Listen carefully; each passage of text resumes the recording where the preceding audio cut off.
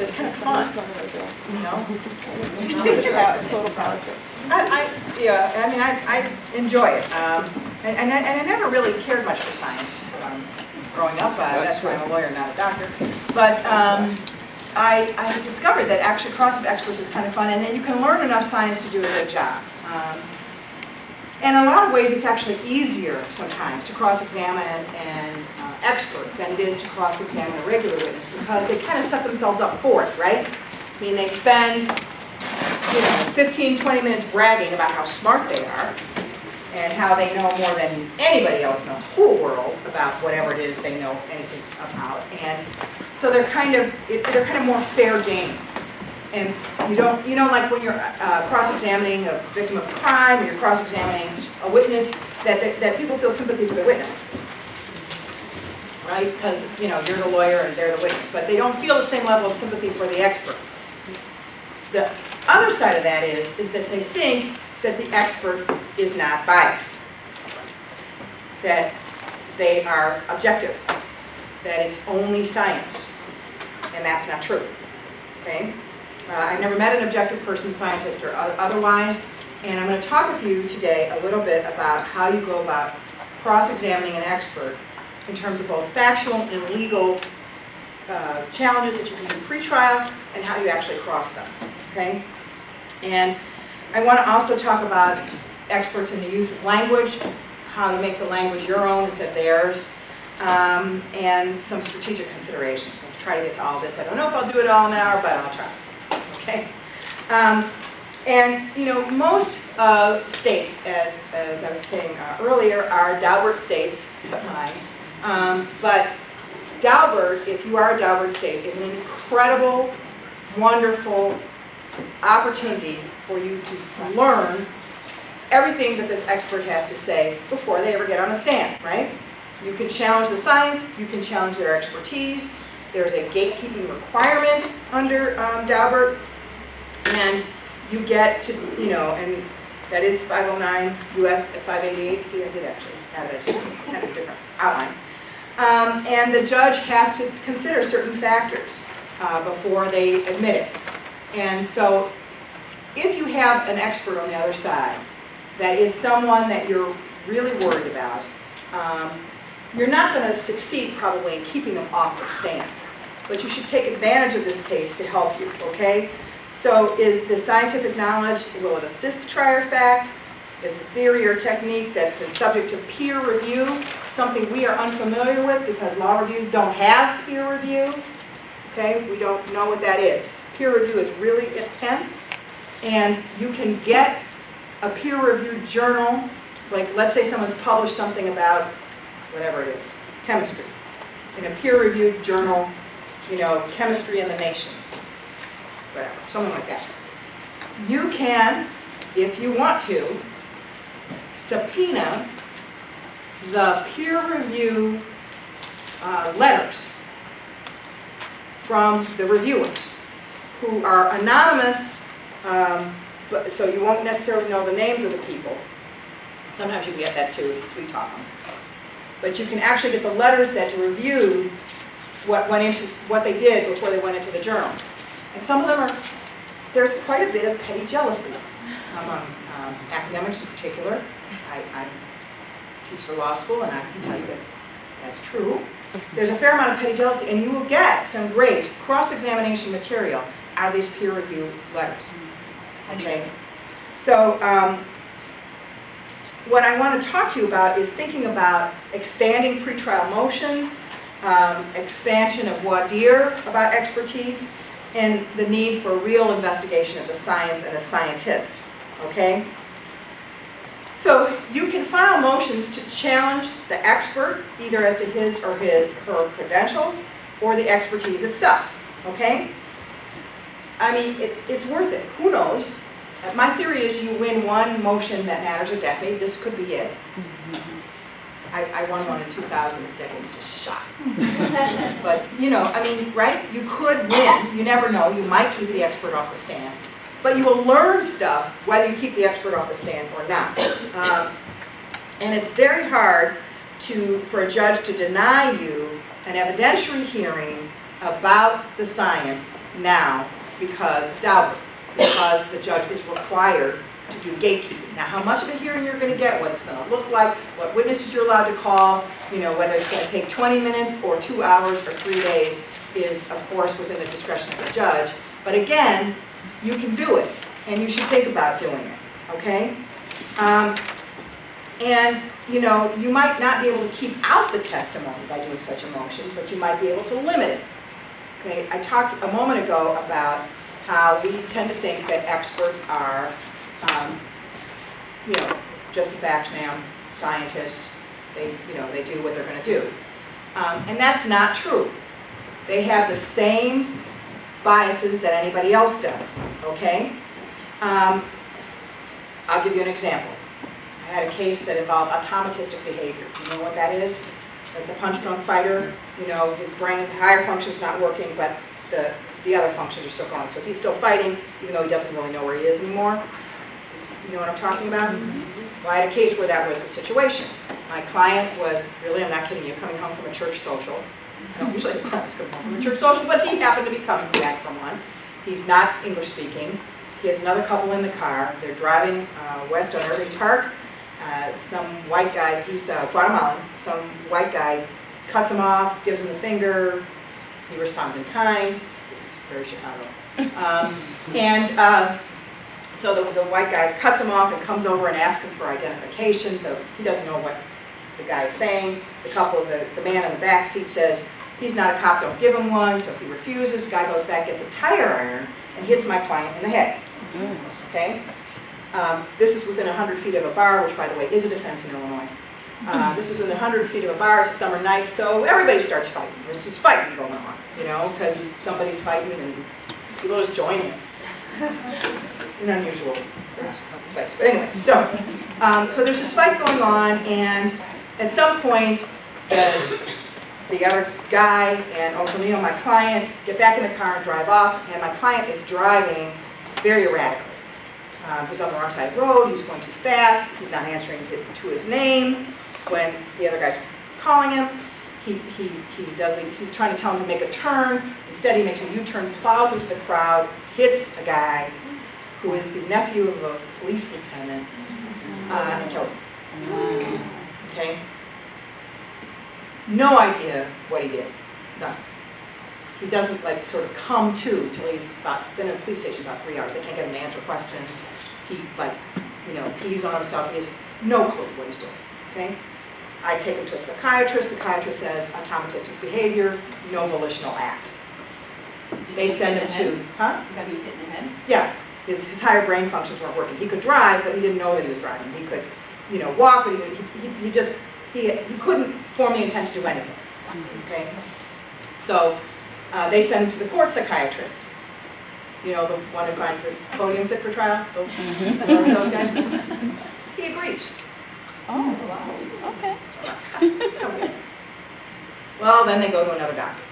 And there is somebody who they can always count on in Chicago, and I'm sure there is wherever you are, that they can always count on to make a moral judgment about the evilness of your client and how he's trying to get away with insanity. So they send it to this guy, and he won't rule out automatistic behavior, but he says it's unlikely. Okay, so I go to interview him. By the way, you always go and interview experts. They will talk to you. They really can't afford not to. And you always go and interview them, and I'm going to talk a little bit more about that in a minute. But I go and interview him, and I say to him, why do you say that it's so unlikely? And he says, well, his behavior, it seemed like he wanted to hit the crowd. All right. Because he had to cross the road to get into the crowd.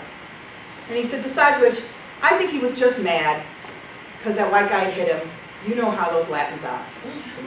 Oh, wow. Psychiatrist, Harvard, Yale, board certified, racist. Okay? Do not think, just because the guy is smart and can give tests, that they aren't just as much, have just as many human feelings as anybody else. Okay? Did you have an investigator with you by any chance? I never talk to anyone alone. Ever, ever, ever, ever, ever. Always have a prover. Always, always, always. Because people just, change their stories, their memories change. That's all it is, not they're lying or anything. But sometimes they do lie. We have the history of this chemist that was testifying for years in Chicago, who said he had a degree from the University of Chicago. He'd been to the University of Chicago for an EST seminar. You remember EST? Self-actualizing something a weekend. He didn't have a chemistry degree at all. He didn't have a college degree at all. He was just lying, okay? And you should investigate that stuff, okay? And when I say investigate, let me tell you a little bit about some of the things that experts do to puff up their resumes, okay? For example, you get the CV and went to school here, check. Maybe they did, maybe they didn't. What's it going to cost you? A phone call, right, to find out if they actually went there. Did they get the degree they said they did? Maybe they got a bachelor's, but it wasn't in chemistry, it was in literature. Okay, just check. You never know, okay? First of all. Secondly, look at their publications. One of the things that they will do, sometimes, I found this, where what they'll do is they'll say, paper on psychopathy and malingering presented to the American Psychiatric Association conference in 2003.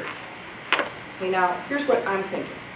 Oh, this was, a paper that was handed out to everyone, and he made a presentation there, he talked, and they discussed it, and it was part of the materials, part of the materials that, at the conference. Wouldn't that be what you think?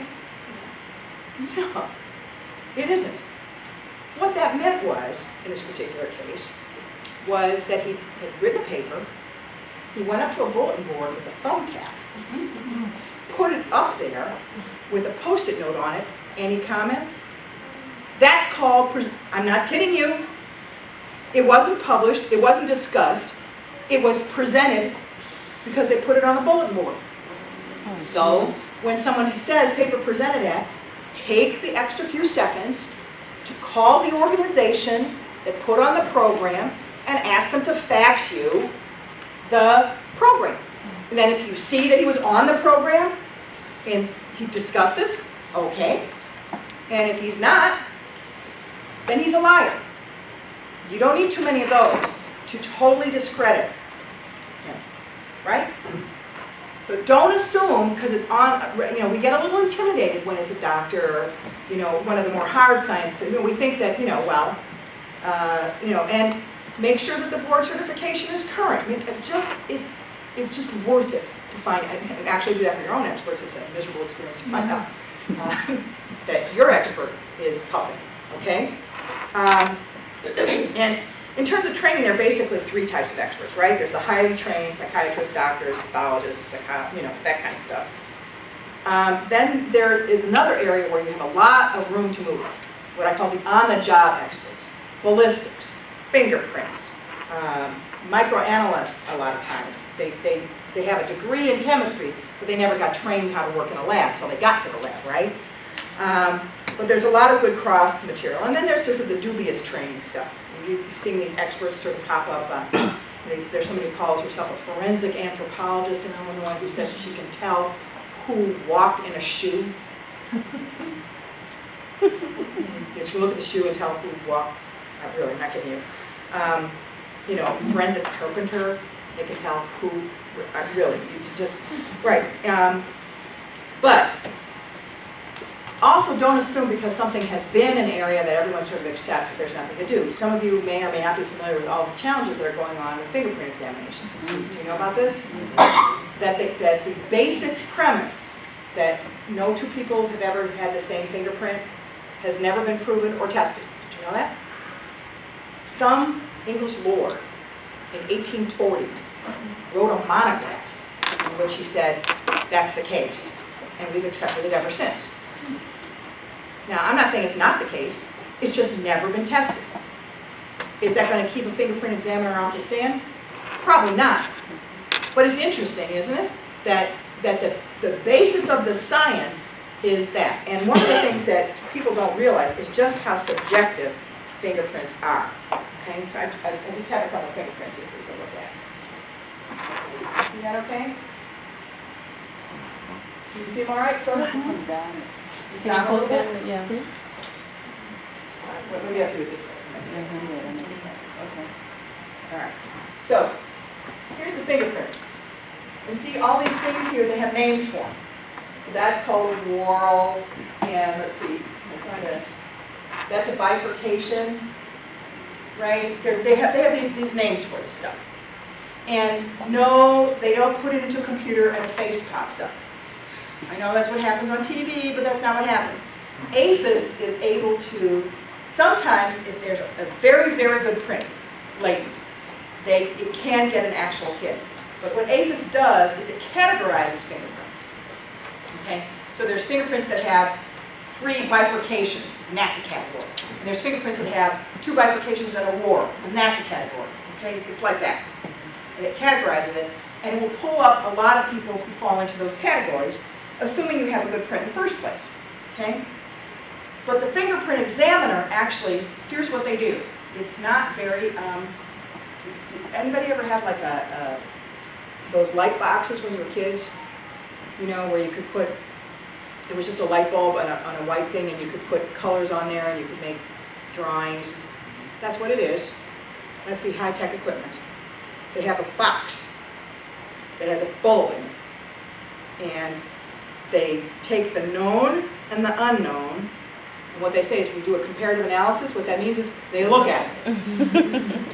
Really, I'm not kidding. They look at them, and they look to see if they see the same, they see points of comparison. They're called Galvin points. Okay? They look to see if they see points of comparison, and how many of them. There's a lot of disagreement in the literature as to whether you have to have, 6 to make an ID, 8 to make an ID, 12 to make an ID. If yours has got 36, you might think about a plea. Okay? But, there's some room to move in there. And there's a recent movement on behalf of prosecutors to have experts not say at all how many points they have or where they are. Just, I'm an expert, here's my training, and it's him. Really, I'm not kidding you. We've seen this in Indiana, and we've just seen one in Illinois, where they're doing it. Because they've discovered something. This stuff is subjective. When you see these 2 lines, like right here, okay, is that a bifurcation? Or is that little space there just mean it's another line? Okay? Reasonable people could disagree, couldn't they? And maybe it's, maybe it's bifurcation, maybe it's not. And when you're talking about a latent print, you're not usually talking about a print as clean as this. This is an inked print, where they put the pressure on exactly, and this is a clean print. Latent prints don't look like this. They've got little smudges on them, and there's a lot of subjectivity that's involved in there. And you don't know that, and the jury doesn't either. They think that it's science, and what it is somebody looking at something and comparing it and saying, I see this, which means the jury can do the same thing, which means you can challenge it because there's a lot of subjectivity. Now, I want to tell you my daughter always tells me I'm, lame or a nerd or both. But I had a case where there weren't very many points of comparison, only like 8, which is right on the edge if they're big enough to make an ID. And the fingerprint really was the difference in the case, right? I didn't know anything about fingerprints. So I called the fingerprint examiner and I said, hi, I'm a public defender, I don't know anything about fingerprints. And you did the examination of this case, and can I come talk to you? And he said, sure. And I just kept asking questions, looking at stuff.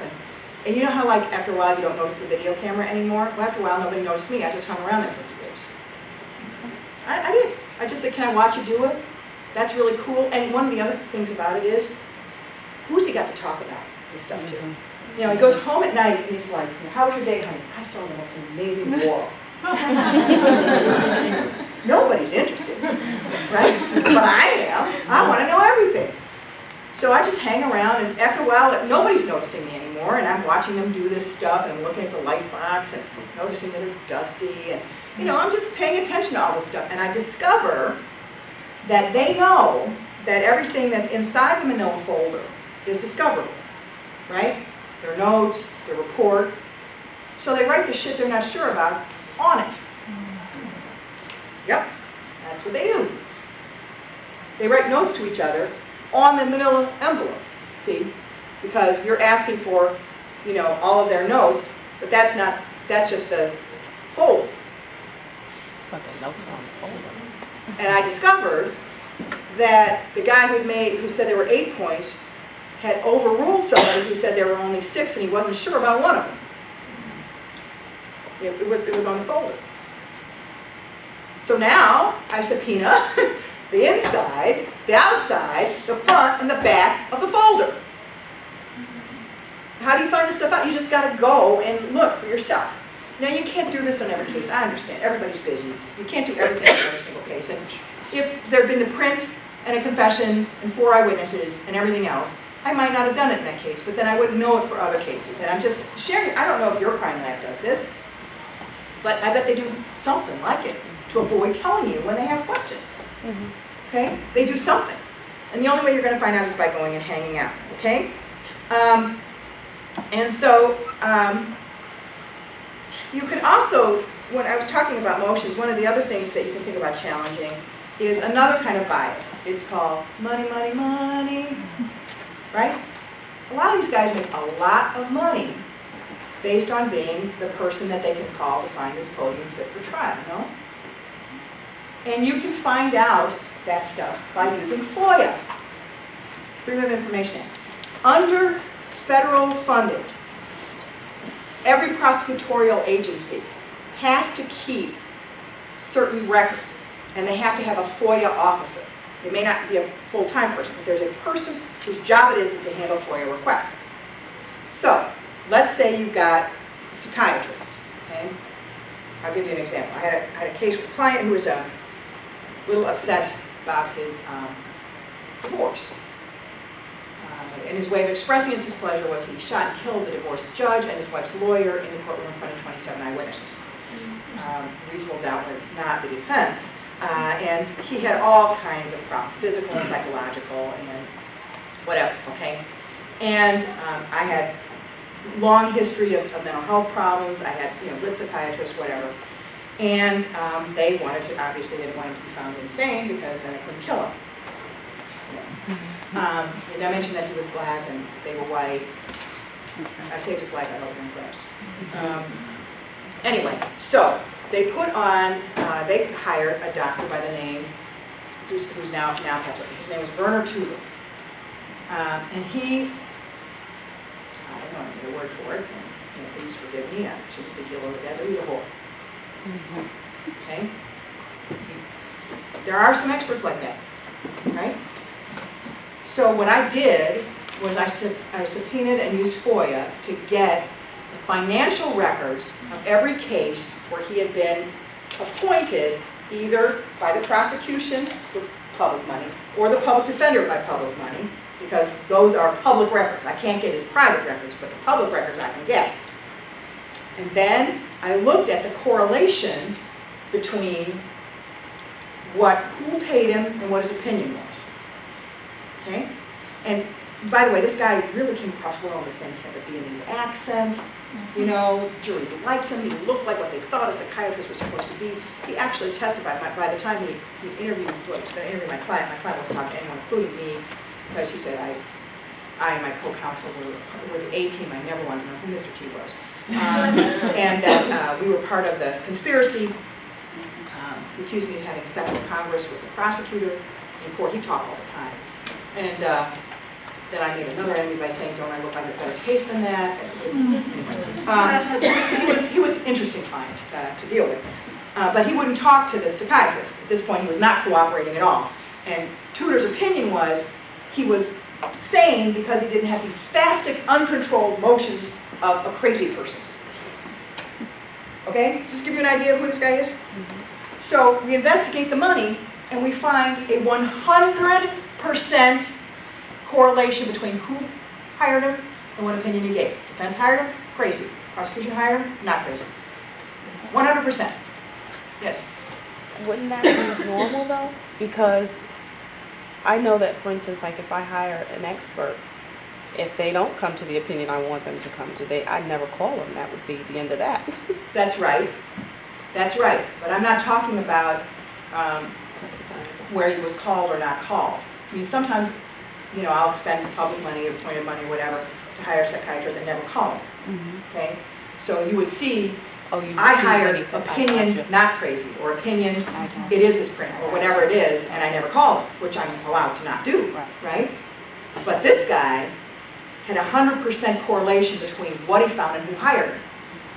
He always found whatever they wanted him to find.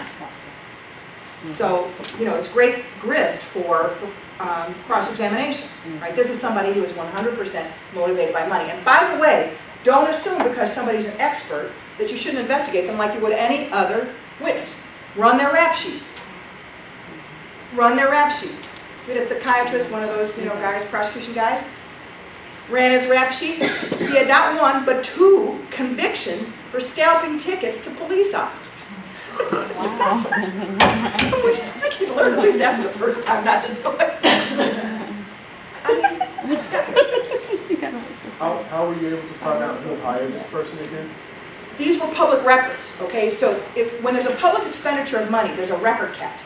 So I wouldn't be able to find out, like, if a private defense lawyer hired. I could only find out if, like, a public defender entity expended money, or if a prosecuting entity expended money, because I could use a FOIA request to that entity to give me any records of payments made to, Werner Tudor. And then I would follow up and see what the report said. That would be in the court file. That's how I did it.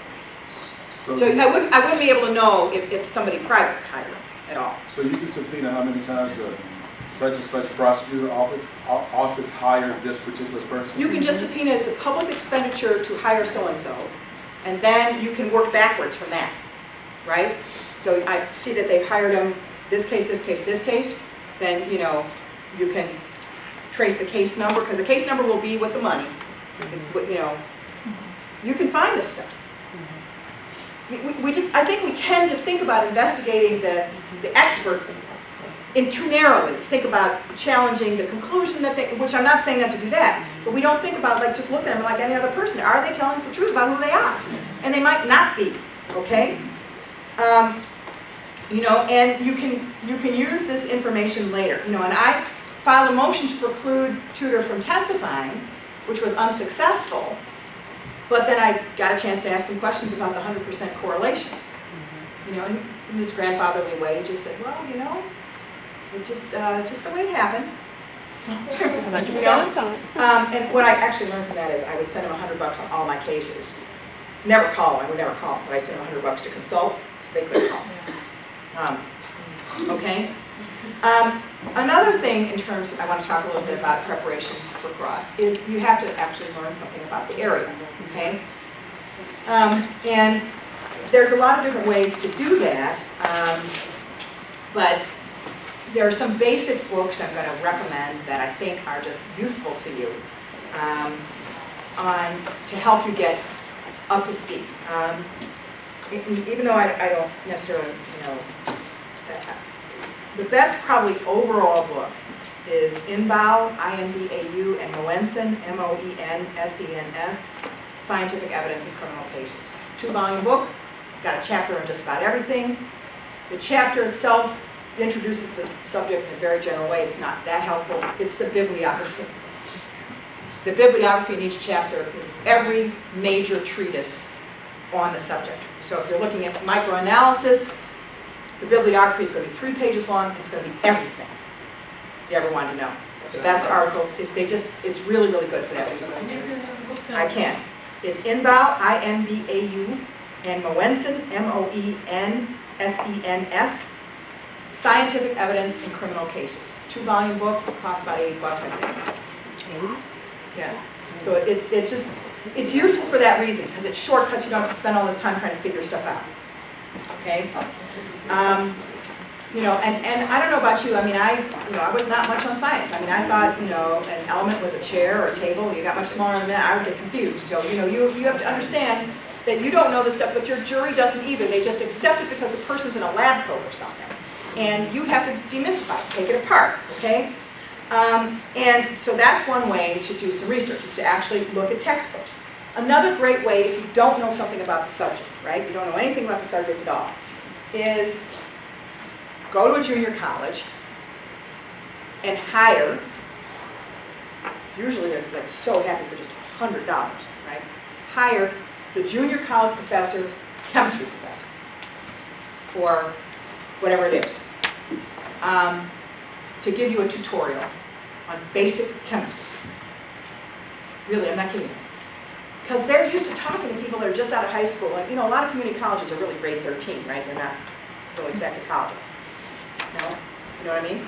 And if you don't want to do that, go to their website and click on Chemistry 101 or Psychology 101. Look at the books that they're giving to the students to learn the basic stuff. Go get that book used. Amazon.com, great thing, you know? And it will teach you basic stuff so you understand the basic language and can have a conversation with the expert. Really. You can do a lot of this stuff very cheaply and very easily. There's no reason to get intimidated. Of course, another great source for researching the expertise is other lawyers. Okay? You know, the phone, one of my favorite research tools. Call someone, you know someone who's done this, right? Call them up and ask them, what book do you use? What expert do you use? Do that. Get transcripts from the expert who's testified before, okay, if you can. And a lot of times you can because they convicted people, and there's an appellate record, and there's a transcript. And it's usually not that long, so you spend, they make you know how the clerk's office makes you spend 50 cents a page? Really a rip. But, it's probably worth it if it's 40 pages to do it, to just have the transcript of what this particular expert said before. Because a lot of times they say the same thing over and over and over again, which is another kind of cross-examination, right? You want to try, you want to, I'm not telling you you have to do this for the person that dusted for fingerprints, okay? But I am saying if it's a central part of your case, you want to spend some time looking at this, okay? And there are some other basic books. You need to have the Diagnostic and Statistical Manual, 4th edition. That's the what they call the Bible of, psychiatry. It's how everybody diagnoses, it's how they use, and it's changed over the years. It's really interesting if you are really a nerd like me, and go read the 1st edition, homosexuality is mental illness, and, they debate, they change their minds about stuff all the time, but I always particularly like this diagnosis here. Gosh, it's really hard to read, isn't it?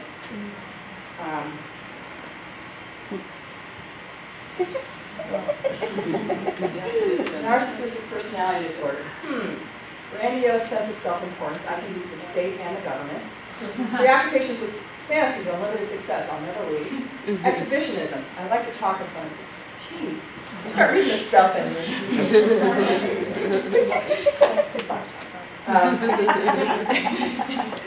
kind of describes all of us, doesn't it? We all have a disorder of some kind, I'm telling you right now. Stuff. It's a little scary. But you want to have those kinds of books, okay? It's very important to read anything that their expert has actually written.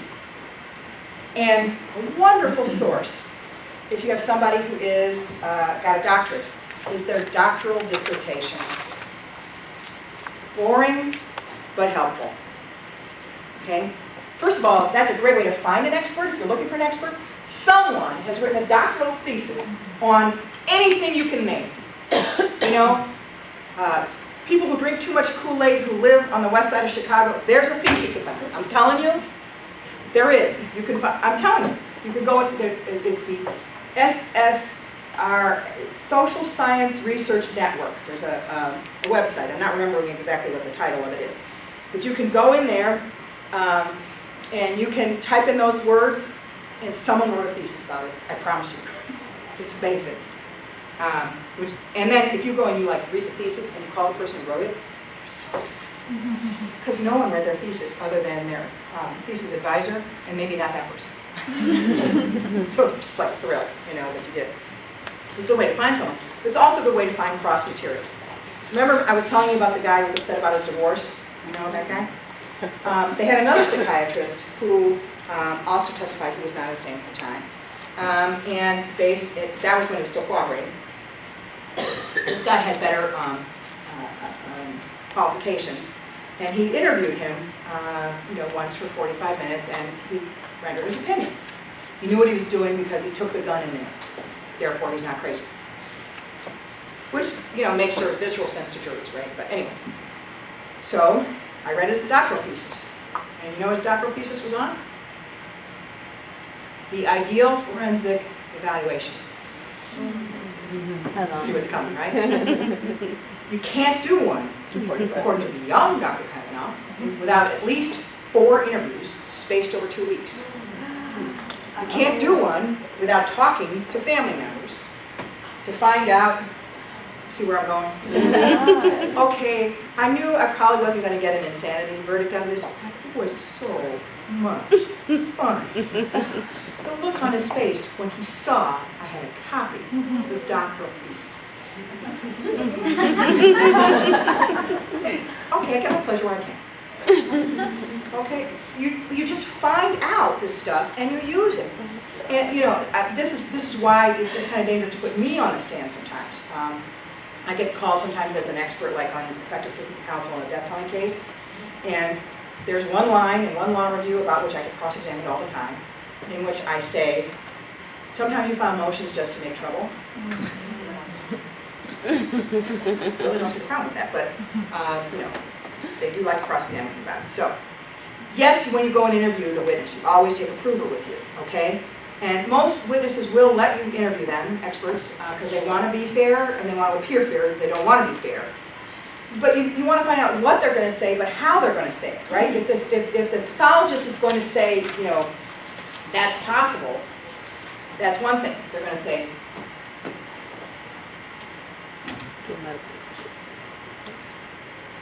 possible, that's another thing, right? So you got to hear how they're going to come across. But one of the greatest things to do is you go to their office, right? And you look on their shelves at their books and write down their books and read them. Or even better, ask for a recommendation from the expert. We had a pathologist at one time who, well, let's just say was not exactly trustworthy. And I had an issue that had to do with whether or not, there's a wonderful book on pathology that is, I highly recommend. It's by Dr. Lester Adelson, Adelson. It's called Pathology of Homicide. And the reason I like it is it's written for prosecutors, defense lawyers, and police. It's written for people that are not doctors. It has lots of pictures that see, this is what I mean when I say stippling, got a little arrow, it's written for us. And just about every pathologist has it and has read it. They also rely on another 2 books by 2 brothers named DiMaio and DiMaio, D-I, capital M-A-I-O. Not as good books, but most of the people have those. I don't like them as well. They're not as well written, in my opinion, and not enough pictures. But anyway. I'm interviewing this doctor, and what I'm interested in is whether I can get him to agree. My defense is a form of self-defense or imperfect self-defense. And there are wounds on the body, the deceased body, that are consistent, according to Adelson, with a struggle. Okay? So that's helpful. I know that this guy is, he may be a doctor, but he's just a cop with a lab coat on, really. Okay? In terms of how he views. And if he thinks he's going to help me, he's going to do something he shouldn't do. So I pretend to be interested. One of the other findings was that there was semen in the rectum of the body. This is I hope I'm not grossing out, but there was. So I pretended to be interested in how long that would have been there and how long semen would stay modal and all that. Okay, I asked a lot of questions about that. And he said, well, whatever he said. And I said, well, is there a book that's really good on that? I mean, for instance, Dr. Stein, I have a Dr. Adelson's book. Would that help me? And he says to me, in front of my prover, Dr. Adelson has written a brilliant book. It's a great book on just about everything. This it's not good on. And he recommends me some chemistry text or something that I can't possibly understand. Okay? So I leave. You know what's going to happen next, right? Mm-hmm. So I'm going to cross-examine with a learned treatise. I ask him, does he agree that this is a learned treatise? This is something he relies on, That's a very cheap way to get your own expert, by the way. Cross with learned treatises, right? It's much cheaper to buy the book than it is to hire the person, and plus you look like you did your homework, and the jury, kind of likes that about you and all that stuff. So I get up and I say, you agree, Dr. Adelson is learned, do the foundation for learned treatise. And he says, yes, but he's not very good on how long semen stays modal, because that's what he's thinking I'm going to ask. And I said, yeah, I know that. But what I actually wanted to ask you about was this, and I cross-examined his stuff, and he has to agree. So you want to think about that, which means you have to know who the expert is before you walk in. Is this someone who's going to just call it how they see it? It's a ball, it's a strike. Or is this somebody who is a cop with a lab coat on, okay? Andrea, I'm sorry, what's the Adelson book called again? It's called Pathology of Homicide, Lester Adelson. It's in its 6th edition. Somebody else is writing it now. Dr. Adelson has passed away, but still, how that happens, they still call it that because that's what everybody knows it as. And Charles Thomas publishes it, and I think West publishes the DeMaio books. DeMaio has 2 different books, one on gunshots and one on everything else. There's a decent book by Werner Spitz, S-P-I-T-Z. 2, it's a little simplistic, but again, good pictures.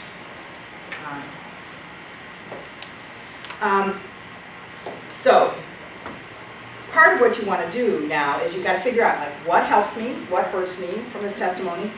Can I co-opt this witness the way that I'm talking about, like I did with Dr. Stein, right? He became the vehicle for my expert about why this was a struggle and therefore not murder, right? So that's one kind of cross-examination. And often that's what you're doing with an expert. You're not saying you're a liar. You're not saying you're wrong. You're taking some part of what they have to say and making it fit with your theory.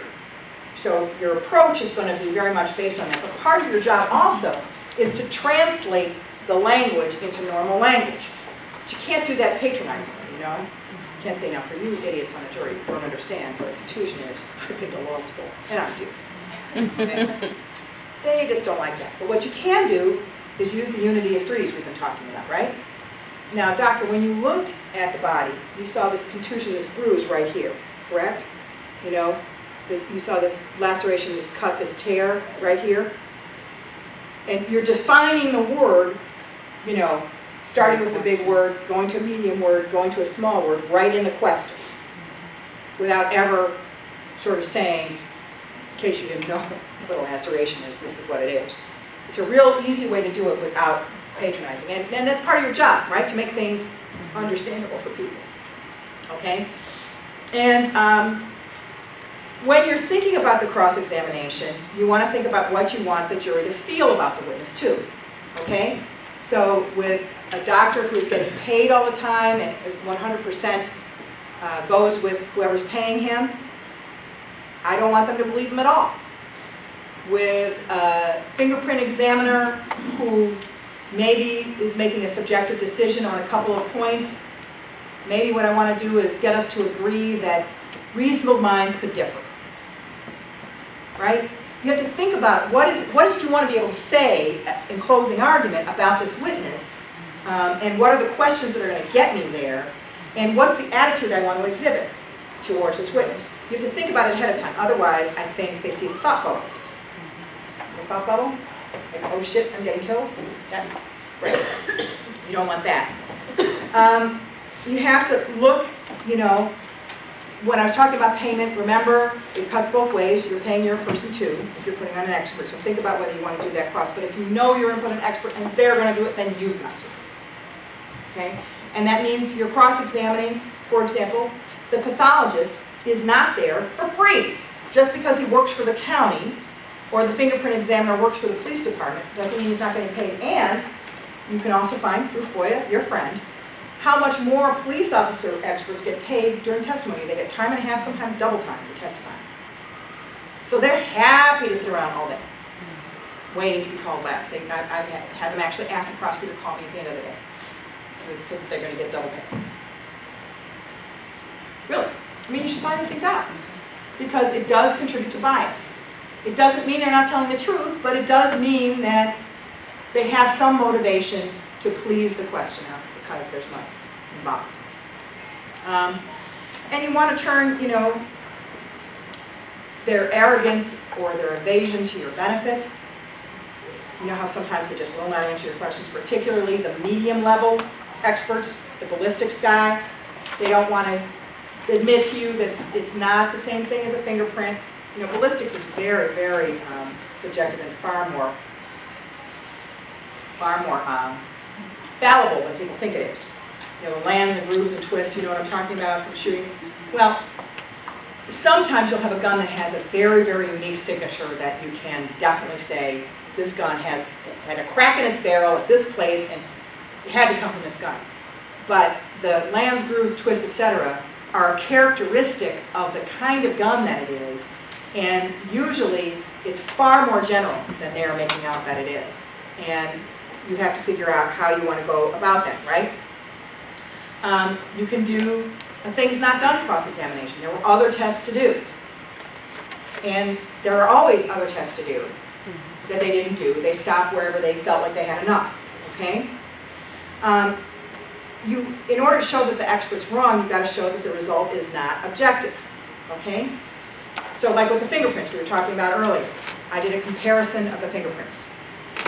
Well, what that means, officer, is you looked at them, right? You looked at one, and then you looked at the other, and you wrote some notes. Right? I mean, you want to make it into something that is simple. And you also, one other thing. You need to know how the lab that is involved, there's a lab involved, how it's been rated by ASLab, you know, the American Federation of whatever it is, lab. Accreditation. Yeah, thank you. Lab accreditation, because most of them fail on something. They may do well on some things, but they fail on other things. It was kind of very disconcerting to discover that the Illinois Crime Lab, the Northern Division of it, could not tell paint from blood. They were sent samples that were red paint, and said they were blood. Wow. And this is public record.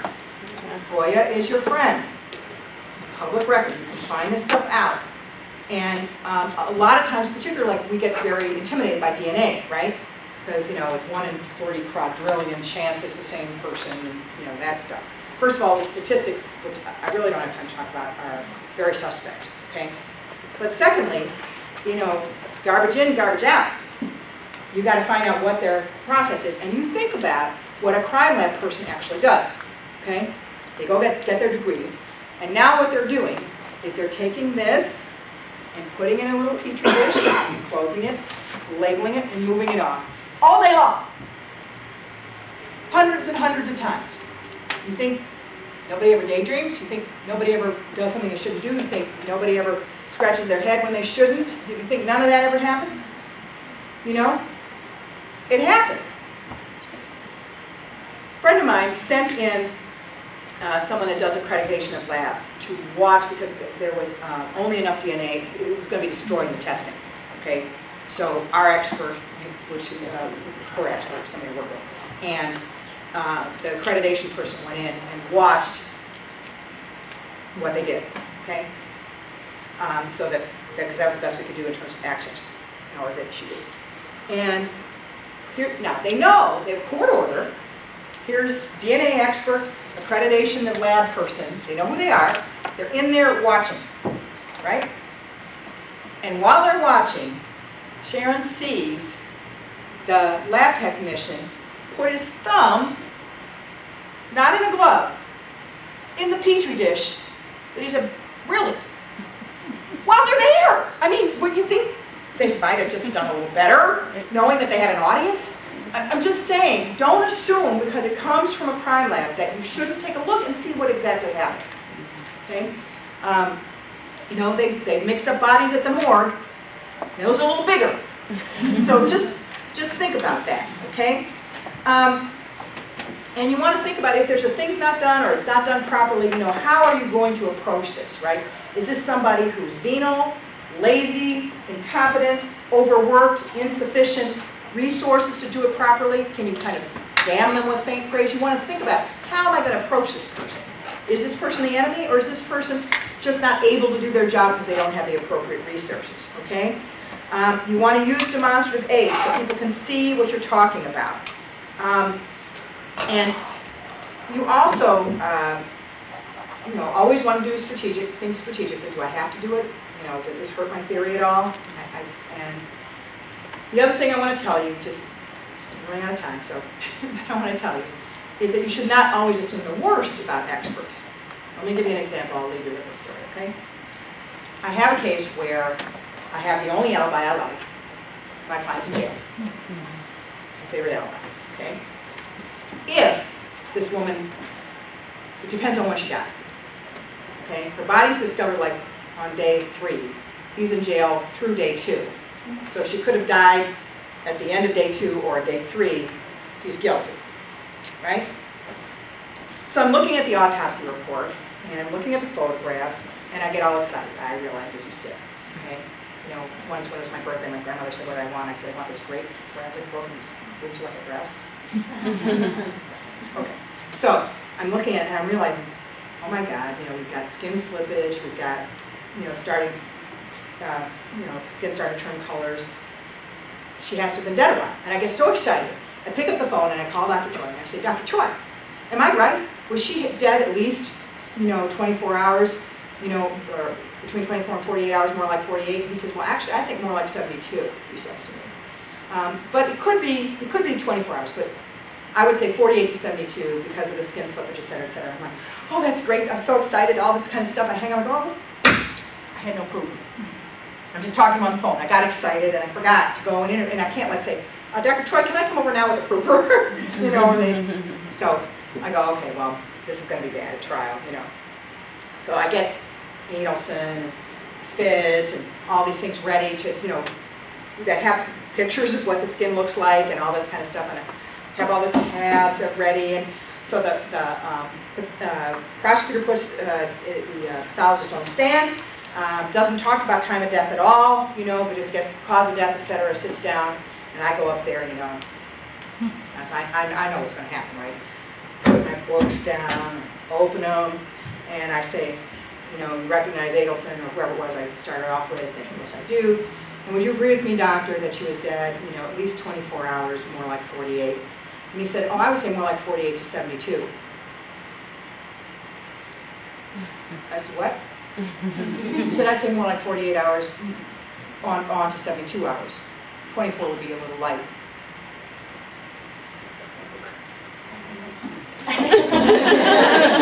I'm sitting down now, sit my ass down before I screw this up some kind of way, right? So the prosecutor gets up and they start to do the, well, the alarm in the apartment, that makes bodies, decompose faster, couldn't have been under 24 hours, the usual thing. I'm trying to open my books back up, And he looks at me and says, you tried to get me to say that in your office. Wow. Okay. I was about to say, they have to. It's not my fault. She can read an autopsy report, and you can't. Wow. Thanks very much. There you go.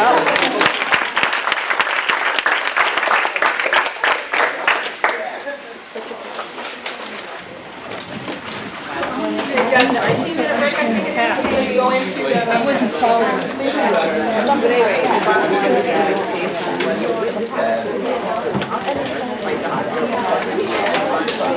About the lake. Break and then a big lunch.